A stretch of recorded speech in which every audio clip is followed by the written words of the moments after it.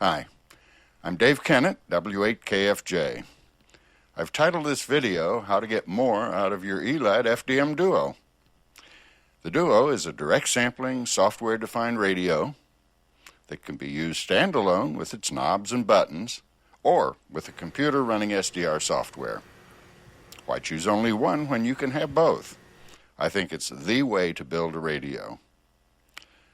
My enthusiasm for software-defined radios began way back at the Dayton Hamvention in 2003.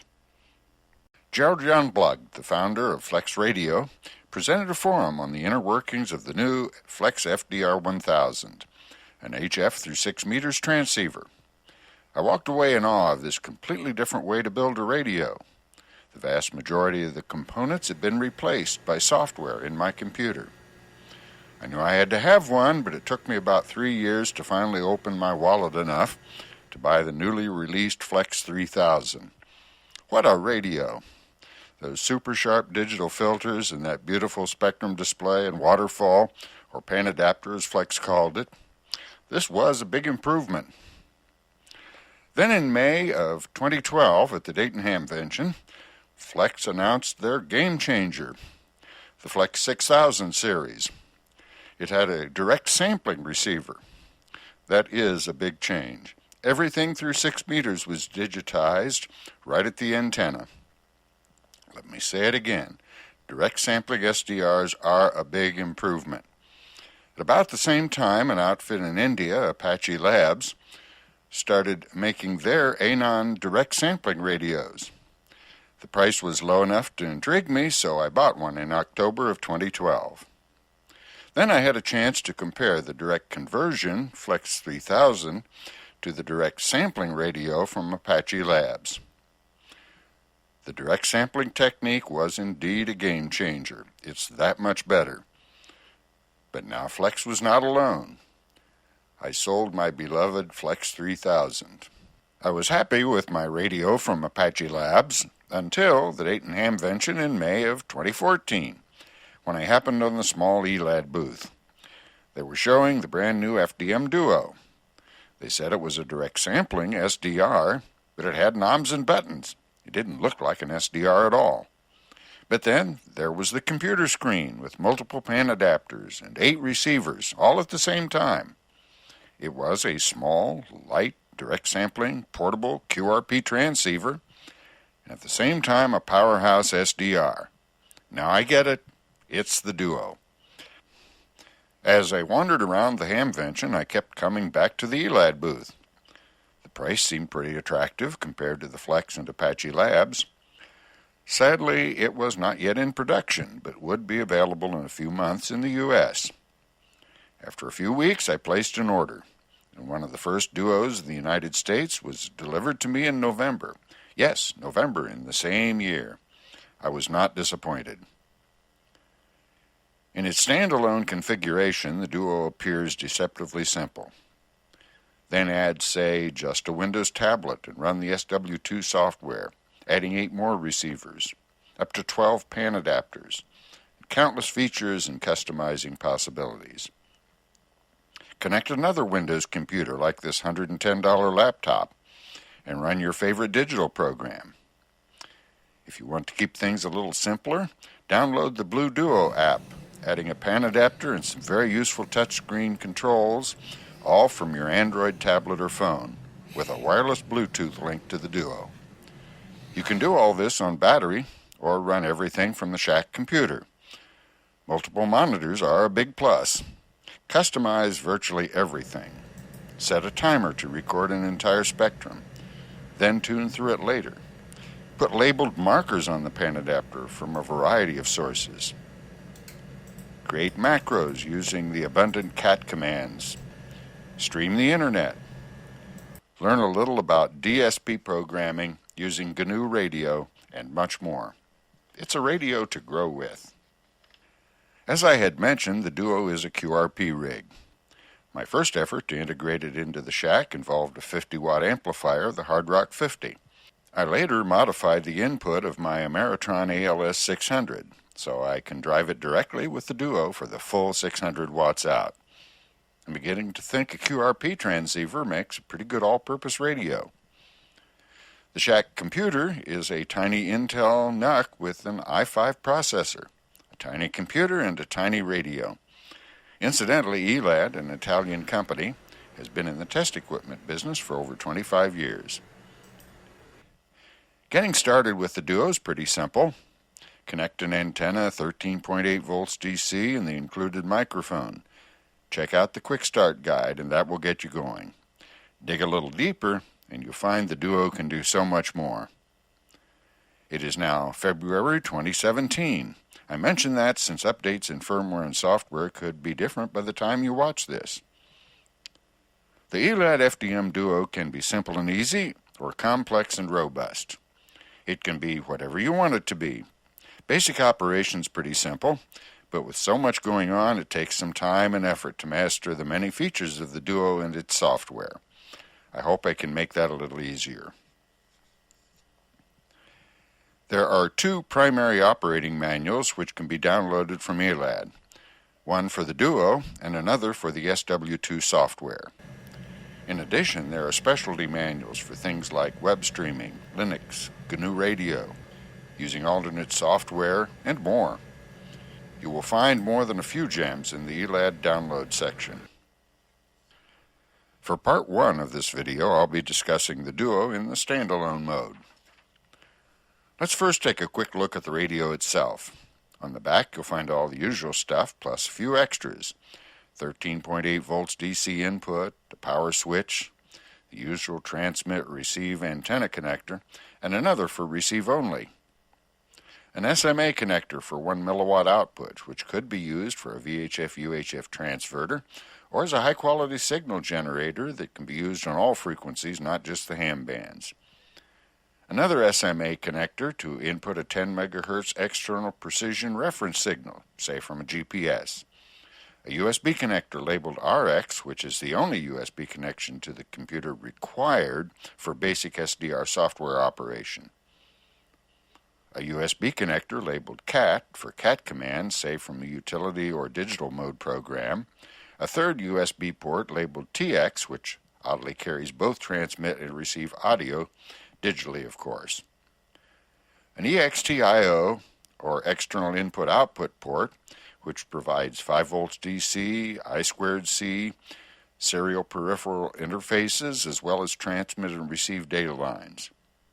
Microphone input, an input for a key or paddle for CW. A connector labeled PTT out for keying an external amplifier, and a ground connection. On the front we have a small display, 3 knobs, 6 buttons, and a headphone and auxiliary audio out jacks. It's simple and surprisingly easy to operate. Each button can perform 2 functions, using a short press or a long press. The knobs can be pressed in as well, changing the function of that knob. Section 3 of the Duo manual describes the LCD display. Section 4 is a quick start guide. And after watching the video, I think you'll still find the manual useful. Included in the package is what appears to be a mouse pad, which didn't seem to make much sense. I use it as a non-slip pad for the Duo. Nice for a lightweight radio with push buttons. Also included are a microphone, 3 USB cables, a power cable, some audio cables, a quick start guide, a DB9 plug for use with the EXT-IO connection, a USB flash memory drive with the software, and a micro USB adapter for updating firmware. Nice. At some point, you'll want to download the latest files from Elad. Connect a 13.8 volts DC power supply, 2.5 amps maximum is required during transmit. Receive requires less than 500 milliamps, and it still works nicely at a little less than 11 volts, making it a nice battery-operated portable rig. In fact, right now I'm using the small lithium-ion battery pack. Connect an antenna, plug in the microphone provided, and we're ready to go. Flip the power switch, and in about 10 seconds it's up and running. The big knob on the right is pretty obviously the tuning knob. The top smaller knob, labeled E1, has several functions but defaults to volume. The lower knob E2 performs several functions as well and defaults to receive filter width. The white labels above the buttons define a quick press of each button. The blue labels define a long press. As expected, the tuning knob tunes the frequency, but press in and the knob now selects tuning step from 1 Hz all the way to 1 megahertz. That's 1,000 kilohertz. I'll select 10 Hz and a quick press returns to the tuning mode, now with a step of 10 Hz. A long press of the tuning knob enters the digit-by-digit tuning mode. You choose the digit with the E2 knob. Look at the underline. And change the value of that digit with the tuning knob. A quick press of the tuning knob and you're back to the normal tuning mode at the new frequency. The up-down buttons on the microphone can be used for tuning as well. As you continue to hold a button down, the tuning step increases. Menu 48, up-down acceleration, gives you 3 choices of acceleration rates. The E1 knob defaults to volume. Pressing the knob cycles through a number of functions, while turning the knob changes the selected function. There's squelch, AGC settings, noise reduction, noise blanker, automatic notch filter, and then back to volume. The E2 knob defaults to receive filter width. A quick press lets you adjust CW pitch. Another press lets you turn receiver incremental tuning, or RIT, on and off. If you turn it on, the next press lets you adjust the RIT offset. A quick press of the S button while in this mode moves the underline, defining which digit you're adjusting with the E2 knob. When activated, the RIT indicator will flash, as is the case for a number of functions. The LCD display is explained in detail in Section 3 of the Duo manual. Now to the buttons. A quick press of the A-B button toggles between VFOs A and B. A long press of that button will enter or leave the memory mode, indicated by the blue M. Once in the memory mode, select a memory by rotating the main tuning knob. A quick press of the S button will display the name of that memory. Another press returns to the frequency display. You can use the SW2 software to assign names to memories.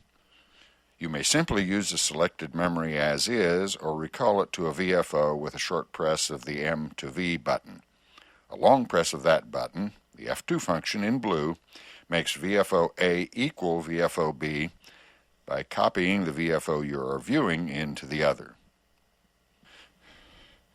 The V into M button puts the VFO frequency into memory. With a quick press, the display will show the memory number to the left and the frequency to the right. You may choose memories by rotating E2.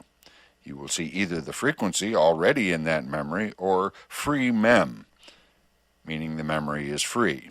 Press E2 to store the VFO frequency to that memory. If a frequency is already in that memory, it will be overwritten. While in the memory mode, a long press of the V into M, or blue function F1 button, gives you the option of deleting the displayed memory, then confirm with a short press.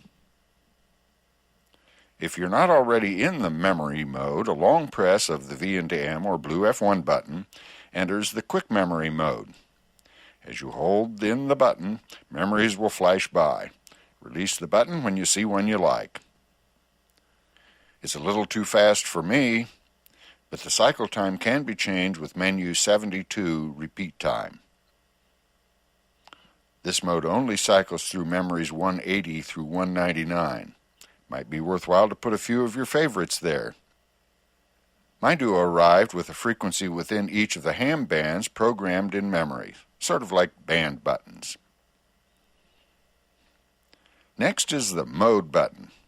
A quick press cycles through the available modes, lower sideband, upper sideband, CW, FM, AM, and back to lower sideband. A long press enters or exits the tune mode, providing a carrier for the purpose of tuning an amplifier or antenna tuner. The tune mode will end after a predetermined time, which can be adjusted using menu 49, Tune Time. The tune power level can be set with menu 55, Tune Power, or by simply rotating E2 while in the tune mode. Elad uses the term Pt out to describe the keying of an external amplifier. By using menu 56, Tune PTT, you have an option to automatically not key an amplifier while in the tune mode. That way you can't inadvertently key your amplifier in the tune mode. Nice. You've already seen how the S button is used to set receiver incremental tuning, but the normal use of that button is to provide quick access to your favorite tuning step. They call it Quick Step. When active, an S appears on the LCD display. I like a tuning step of 500 hertz for tuning sideband, so I set my Quick Step, menu number 7, to 500 hertz. Incidentally, I leave menu number 3, Snap, to the default on position, so I jump between rounded numbers. Since we've already set the tuning step on the main dial to 10 hertz, I can easily toggle between 500 hertz and 10 hertz by simply pressing the S button. By leaving S activated, I can do most of my sideband tuning with 500 hertz steps. If necessary, I hit the S button and fine-tune using 10 hertz steps I previously set. A quick press of the rightmost menu button enters the menu mode. Select a menu by rotating the E2 knob and enter that menu with a press of E2. Then rotate E2 to make an adjustment. Confirm by pressing E2 again. Press the menu button again to completely exit the menu mode. The rightmost two buttons are also labeled F4 and F5 in blue, that is, requiring a long press. Their functions can be chosen with menus 62 and 63. You can see the choices and default settings in section 5.9 Settings Menu List. They are None, Send CW Message, Split, Main Encoder Tuning Lock, or Switch between CW and CW Reverse. While one of the options for F4 or F5 can be set to lock just the tuning, pressing and holding both E1 and E2 at the same time locks everything. And I mean everything. Do it again to unlock. If you choose not to print out the whole manual, I would suggest printing at least the 3 menu pages, taking some time to familiar yourself with them. All the previous discussion has related to the receive mode, except that we mentioned that E2 could adjust the power while in the tune mode. Actually, both E1 and E2 assume different functions while in the transmit mode. While transmitting in any voice mode, E1 normally adjusts volume, in case you're running full duplex with a separate receive antenna. Pressing in the knob allows you to adjust mic gain. Press again to return to volume. Mic gain can also be adjusted with menu 36. Simply turning E2 while in the transmit mode adjusts output power. Pressing E2 sequences the display through frequency, forward power, reflected power, SWR, then back to frequency. You may choose the default among these 4 using menu 47 TX View.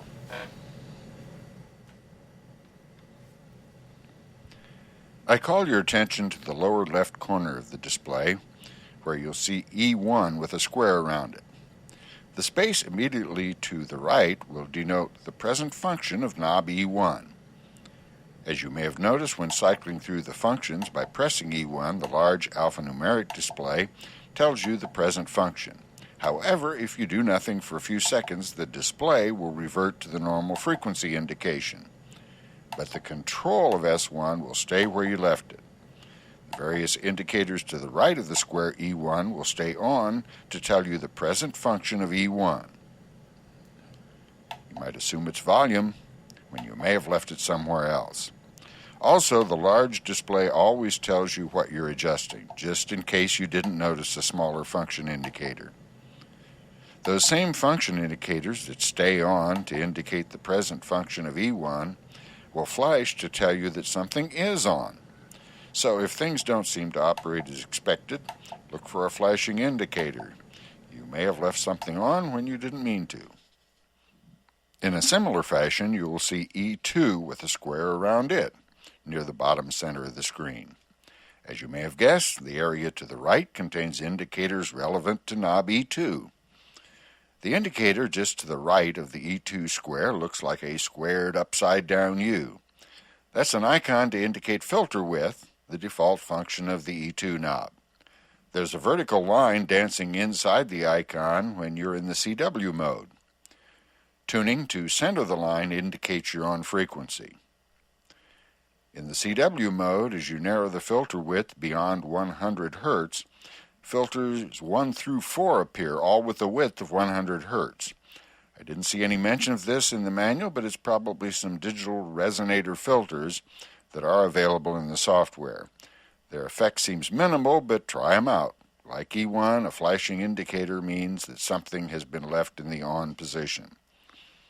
Menus 37 through 46 are used for most CW settings and are explained pretty well in section 5.9, Settings Menu List, in the Duo manual. While transmitting CW, E1 by default still adjusts receive volume, which is still relevant for full break-in.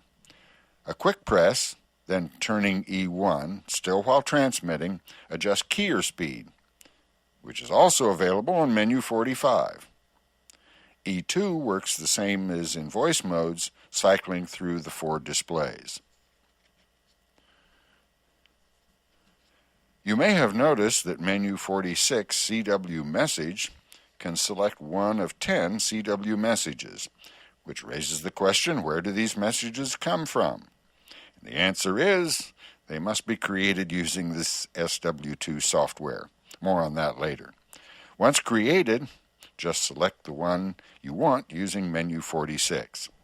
To send the selected message, hold the microphone, push to talk button, and tap your key or paddle. You do not have to hold the push to talk button down after the message starts. As an alternative, you can use F4 or F5 once Send CW Message has been set to either button using menus 62 or 63. I think it's a little difficult to set the frequency accurately using the CW tuning indicator mentioned earlier, so here's an alternative. First, set CW pitch using E2. Listen to the side tone while transmitting to confirm the pitch. Yes, pitch affects both receive and side tone pitch. Even with a narrow filter, you still have some latitude in the pitch of the received signal. To see if you're on the right frequency, transmit a quick did or daw. If it sounds the same as the received signal, you're on frequency. It's even easier to get on frequency using the SW2 software, and that's in part 2. Menus 42, 43, and 44 adjust the built-in CW decoder. The text is scrolled across the screen. There's an adjustment for decoding speed, menu 42, which need only be reasonably close. Understanding how AGC threshold works can make listening to noisy HF bands more pleasant. It's kind of like RF gain, only better. So let's spend a little time learning how to use it. It sets a certain signal level, say S7, below which the gain will not increase. All signals stronger than S7 will, however, be held to the volume of the S7 signal. This means that when listening to a fairly strong sideband signal with the AGC threshold properly set, the noise will not increase during pauses. An AGC setting of slow will cause about the same thing to happen until there's a long pause when the noise comes back. Until you get the hang of it, it may help to set the AGC to fast so you can hear immediately the effect of an AGC threshold adjustment. The AGC threshold control can be found in 2 places, on E1 or at menu 4 using E2. E1 will stay where you put it, whereas an E2 menu selection will revert to filter adjustment after a few seconds. Let's use E1. 3 presses of E1 allows me to set the AGC speed to fast, as I had suggested earlier. Another press gets me to AGC threshold. It's a fine machine. It really is, and it really does the job for me. The difference, one of the another in the receive is that this one here has, I believe, up conversion. It's an up conversion receiver, and that one there is a down conversion receiver. From what I understand, that the up conversion receivers in the 1200 is a new technology that was made after the down conversion receivers. There, Roger.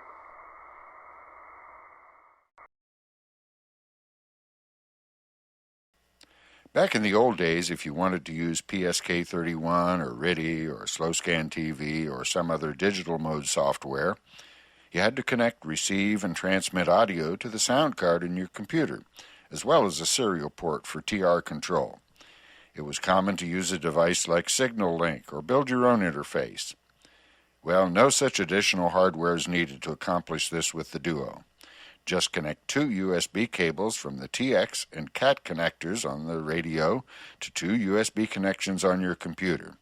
I'm using a Dell Inspiration laptop. Go to Device Manager and expand it to see what COM port has been assigned to the USB serial port. Close Device Manager. Open the program you wish to use with the Duo. I'll demonstrate using Digipan. Open the Configure drop-down menu. Select Serial Port, then select the COM port indicated in Device Manager and make sure RTS as PTT is checked. Click OK. On the Duo, set Menu 54 to PTT in plus RTS. This allows the request to send, or RTS handshake signal, to key the transmitter in addition to the PTT on the mic, or push to talk on the mic. Open the Configure menu again and select Sound Card. Once the Sound Card menu opens, select Computer Sound Card, then Line, FDM Duo audio device for both input and output. Click OK.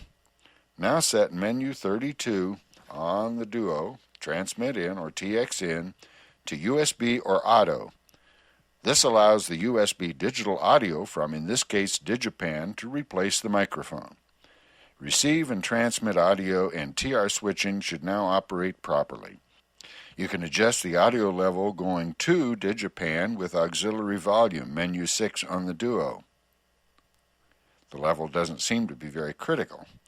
Be careful about overdriving the transmitter, though. There are many more options when the SW2 software is also running. This is only the beginning.